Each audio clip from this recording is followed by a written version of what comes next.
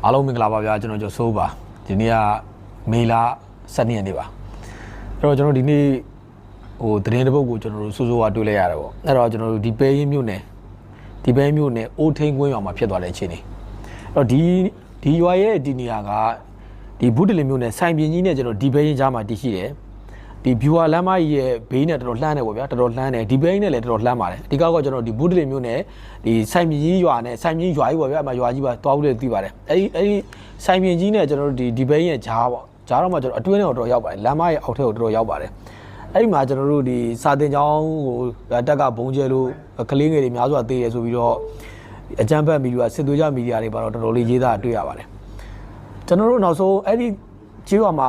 ဖြစ်တဲ့ဖြစ်စဉ်နဲ့ပတ်သက်ပြီးတော့ကျွန်တော်တို့နာမည်တော့ထည့်မပြောတော့ပါဘူးကျွန်တော်ပြောရင်သူရဲ့အသက်အန္တရာယ်ဆက်ဆက်တဲ့အခြေအနေရှိနိုင်တဲ့အတွက်ကြောင့်အဲ့ဒီရွာမှာကအကြမ်းဖက်သမားတွေကဒီစာတင်ကျောင်းရှိတယ်စာတင်ကျောင်းရဲ့တခန်းထဲမှာကသူတို့ဒီလက်နက်ခဲယမ်းတွေထည့်ထားတယ်မိုင်းတို့ကျွန်တော်တို့ဒီလက်လုံမိုင်းတွေထည့်ထားတယ်လက်လုံမိုင်းတွေထည့်ထားတယ်တစ်ဖက်မှာကဒီလက်လုံမိုင်းထည့်တစ်ဖက်မှာကကျွန်တော်တို့ဒ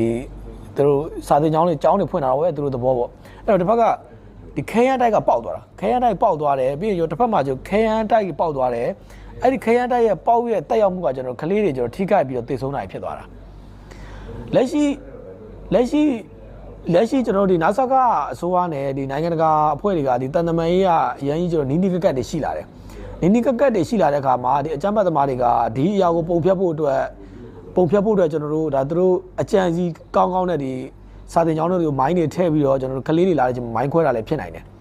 တက်မလို့ကတော့ဒီကနေ့ဒီဘိန်းကိုဘုံကျဲတာလုံးဝမရှိဘူးတက်မလို့လုံးဝဘုံကျဲတာလုံးဝမရှိဘူးတက်မလို့ကတော့ဘုံကျဲတာလုံးဝမဟုတ်ပါဘူးတက်မလို့ဘုံကျဲမှုလုံးဝမရှိပါဘူးကျွန်တော်အာမခံပါတယ်ဆိုတော့ပေါ့နော်ဒီကနေ့နာမည်ကြီးဟော့ဖြစ်နေတဲ့သတင်းတစ်ခုပေါ့အဲ့ဒါတော့ဗာလဲဆိုတော့ဒီဘဲရင်မြို့နယ်အိုးထိန်ကွင်းကျေးရွာစာတင်ကျောင်းတပ်မတော်ကနေပြီးတော့လေရင်နဲ့ဒါဘုံကျဲတဲ့အတွက်ကြောင့်မလို့ကျောင်းသားကျောင်းသူ90ဝန်းကျင်တိတ်ဆုံးထိခိုက်တယ်ဆိုပြီးတော့ဒီအကြမ်းဖက်အပေးမီဒီယာခေတ်တစ်ကနေပြီးတော့တင်လာတာကိုတွေ့ရတယ်ဝါရဖြန့်ချီလာတာကိုတွေ့ရတယ်ဆိုဖြစ်စဉ်နဲ့ပတ်သက်ပြီးတော့ကျွန်တော်တို့တနေ့ကုန်စုံစမ်းနေပေါ့နော်ဒီမှာတေချာပေါက်ကတော့ဒီကနေ့ဒီဘဲရင်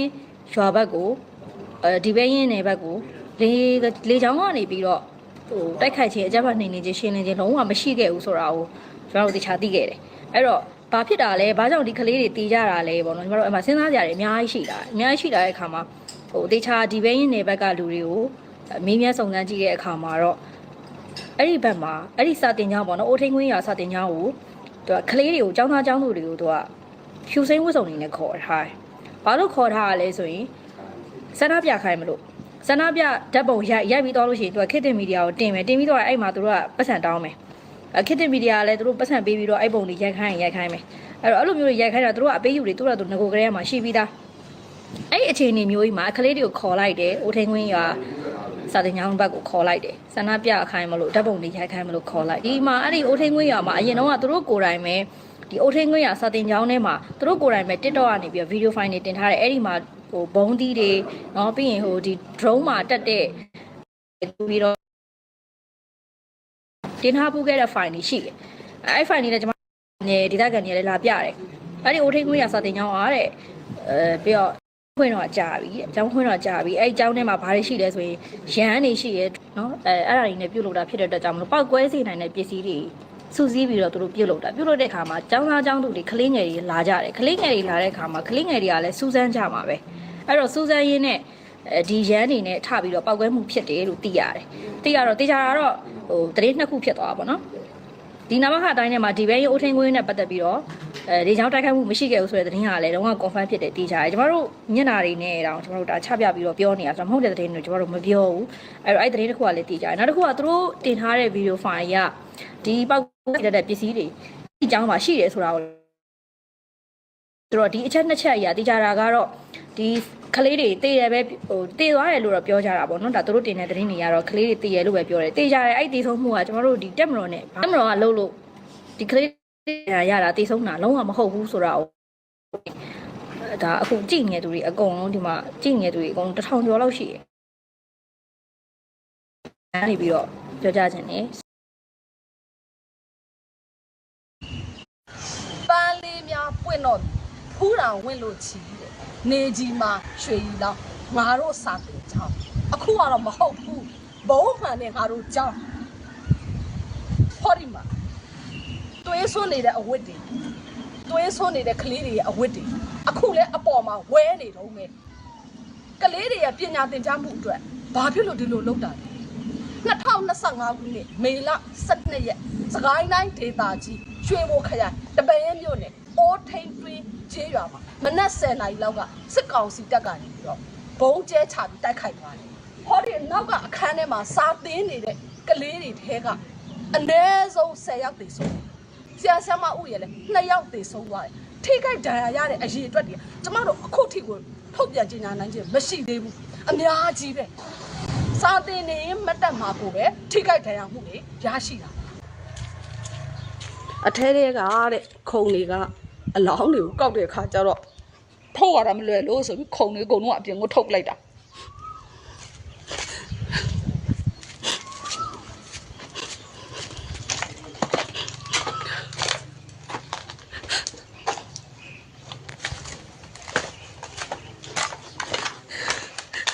အေးချမ်းချမ်းစာသင်နေတဲ့အနေထားနေရုပ်ချင်းဒီလိုဖြစ်သွားမယ်လို့သူတို့ဘယ်ထင်ကြမှာလဲ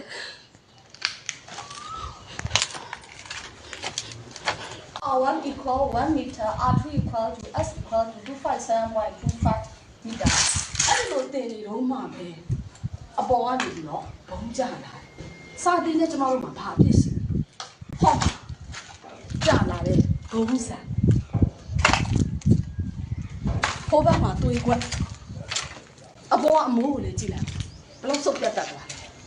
ဒီထဲထဲမှာရှိတဲ့ခုံလေးကိုအပြင်ကိုထုတ်ပြီးတော့ရှင်းထားလို့ပါဒီမှာထိခိုက်ဒဏ်ရာရသွားတဲ့သွေးစွန်းနေတဲ့ကွန်ပါဘူးလေးသွေးခွက်တွေခဲတံကလေးနဲ့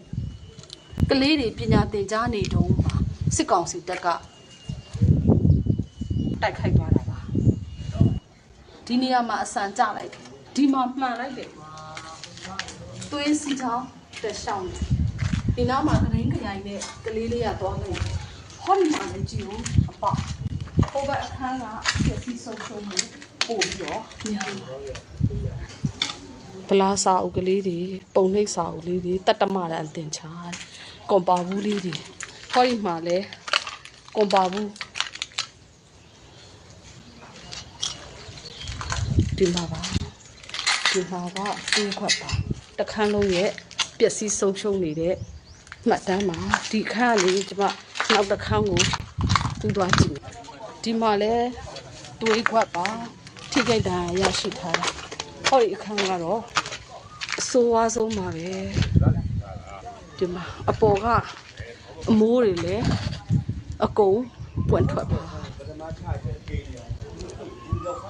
တို့အဲ့ဒါဖြစ်တော့ဘာတင်တဲ့အချိန်လဲ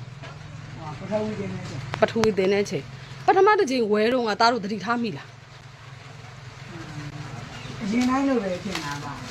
ငါတို့ကအော်ကျွန်တော်ဆက်လာလို့ပဲထင်တယ်အော်သားတို့တန်းနေရရောတည်သွားတဲ့လူရှိလားရှိတာတယောက်ရှိတယ်ဘယ်နားမှာထိုင်တာတော့ तू ကရှေ့တန်းခုံမှာရှေ့တန်းခုံမှာထိုင်တာမိန်းကလေးလားယောက်ျားလေးလားယောက်ျားလေးတည်သွားတာအော် तू ကရှေ့ဆုံးမှာထိုင်တာပေါ့နော်တည်သွားတဲ့သားတို့တငယ်ချင်းအသက်ဘယ်လောက်ရှိပြီလဲဆက်ခုံလောက်တော့ရှိတယ်ဆက်ခုံလောက်တော့ရှိမနာမည်ကဘယ်လိုခေါ်ရဲလဲအမေကမျက်နှိုးမောင်မျက်နှိုးမောင်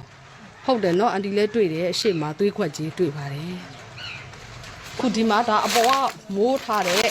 ဖလက်မိုးကအောက်ကိုပြကျတာပါအခုဒီနားလေးမှာဒါမျက်နှိုးမောင်ဆိုတဲ့ကလေးလေးကဒီခုံမှာထိုင်နေဟောဒီမှာသွေးတွေပါဒီအောက်ကသွေးတွေနဲ့အရှိမဒီမှာအတန်းချိန်စာသင်နေတော့ကို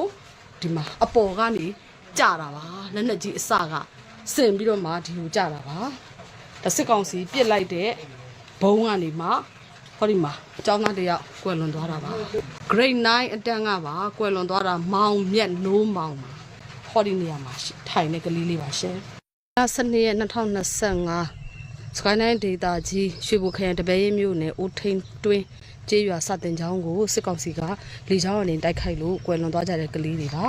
ဟောဒီမှာအို9ဦးနဲ့ဒီနေရာမှာ9ဦးမြုပ်နှံထားပါတယ်ဒီဘက်ကအိုလေး2ဦးနဲ့2ဦးမြုပ်နှံထားပါတယ်ဟိုဘက်ကအိုလေး3ဦးနဲ့3ယောက်မြုပ်နှံထားပါတယ်ဒါကကျောင်းသားကျောင်းသူဒီဘက်ရွာက17ယောက်ကွယ်လွန်တာပါ ကွယ်လွန်တဲ့အထဲထဲမှာဆရာမတစ်ယောက်ပါပါတယ်ဒေါ်စင်မာသူအသက်23နှစ်ပါဒါကဂျာကာလာကျောင်းကဆရာမလေးတူ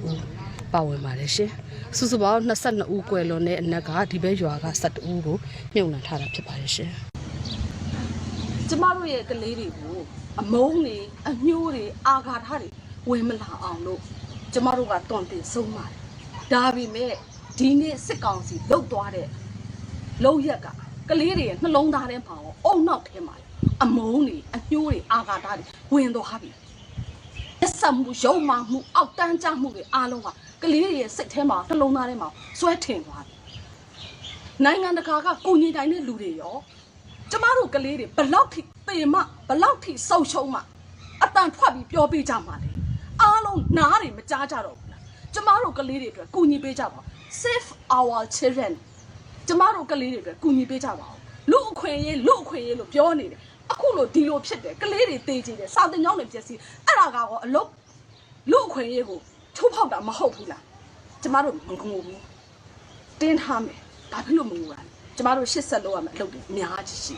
ဒီလောက်ထိအောင်ဖြစ်ပြီးမှတော့လုံးဝနောက်ဆုတ်စရာအကြောင်းမရှိဘူးဒီဟာတွေအတွက်ထိုက်တန်တဲ့ပြစ်ဒဏ်ကိုပေးနိုင်အောင်ကျမတို့စူးစမ်းမယ်ဒီပြစ်မှုကိုကျူးလွန်ထားတဲ့ကျူးလွန်တဲ့သူတွေအားလုံးကောင်းမွန်တဲ့ပညာသင်ကြားရေးမရပါစေနဲ့မိသားစုတွေဘယ်တော့မှချမ်းချမ်းသာသာမနေရပါစေနဲ့ဒီကလေးတွေကြုံတယ်လို့ဒီမိသားစုတွေကြုံတယ်လို့သူတို့လည်းထပ်တူထပ်မြခံစားပါစေလို့ကျမကတော့ကြိတ်ဆိုလိုက်တယ်ကျမပြုတ်သမျှကုသိုလ်တွေအားလုံးကိုတိုင်တယ်ပြီးကြိတ်ဆိုလိုက်တယ်ထပ်တူအကျိုးကိုခံစားကြပါစေကျမကတော့အပါဝင်တခြားလူတွေအတွက်ကတော့တော်လှန်ရေးမအောင်မချေဒီလိုရက်ဆက်ကြမ်းကြုတ်မှုတွေကိုအပီးတိုင်အဆုံးသတ်နိုင်ဖို့အတွက်စစ်အာဏာရှင်စနစ်ကြာဆုံးဖို့အတွက်ကျမတို့ဆက်လက်ပြီးတိုက်ပွဲဝင်နေပါမယ်။မချေတို့တာပါရှင်။တတိကမှတ်တမ်းပါ